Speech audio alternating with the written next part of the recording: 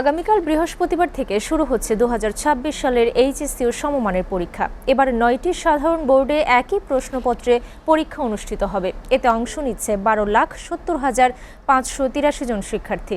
দুপুরে সচিবালয়ে আয়োজিত এক সংবাদ সম্মেলনে এসব তথ্য জানান শিক্ষামন্ত্রী আনম এহসানুল হক মিলন।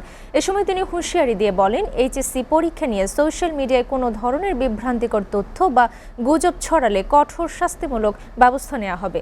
আব্দুল আহাদের প্রতিবেদন। যেন এইটা না হয়। এইচএসসি ও সমমানের পরীক্ষা শুরু হচ্ছে বৃহস্পতিবার থেকে। পরীক্ষা সুষ্ঠু ও সুন্দরভাবে সম্পন্ন করতে সব ধরনের প্রস্তুতি গ্রহণ করেছে শিক্ষা মন্ত্রণালয়। প্রশ্নপত্র যে অনেক সময় পরিবর্তন হয়ে যায় ট্রাঙ্ক থেকে।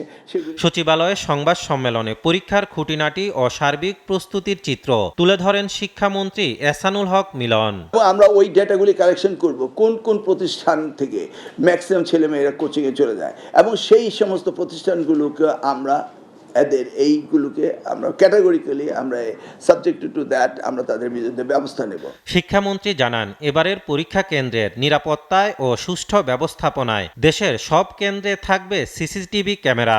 একই সাথে সামাজিক যোগাযোগ মাধ্যমে পরীক্ষার প্রশ্ন ফাঁসের গুজব ছড়ালে জড়িতদের বিরুদ্ধে নেওয়া হবে তাৎক্ষণিক আইনি ব্যবস্থা।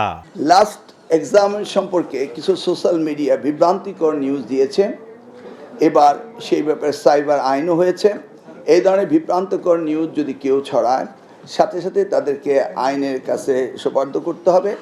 পরীক্ষার স্বচ্ছতা বজায় রাখতে এবার উত্তরপত্র মূল্যায়নে আনা হচ্ছে নতুন নিয়ম। ফলাফল প্রকাশের পর কোনো শিক্ষার্থী সংক্ষুব্ধ হলে টেবুলেশন শিটের পাশাপাশি সরাসরি নিজেরা পরীক্ষা খাতা দেখার সুযোগ পাবে বলেও জানান মন্ত্রী। পরীক্ষার খাতা নিরীক্ষণ করা মানে পুনর্এক্সামিন করার ব্যবস্থা আমরা এই আইনের মধ্যে রেখেছি।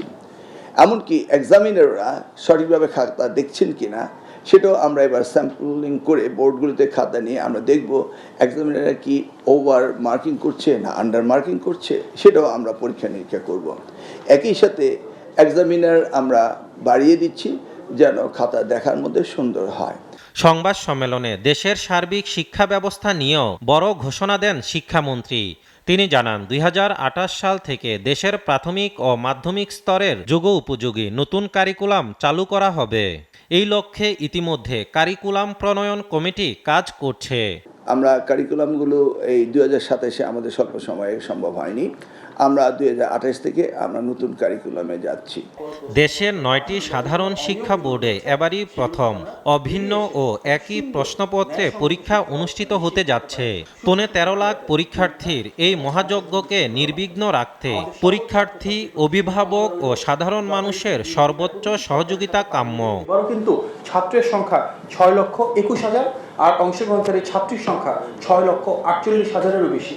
তার মানে ছাত্রীদের অংশগ্রহণের চাইতে বেশি, এবং আমরা ছাত্রছাত্রী, অভিভাবক প্রত্যেককে আহ্বান জানাবো সুন্দরভাবে যেন পরীক্ষাটা আমরা সম্পন্ন করতে পারি। আব্দুল আহাদ, এসটিভি, ঢাকা।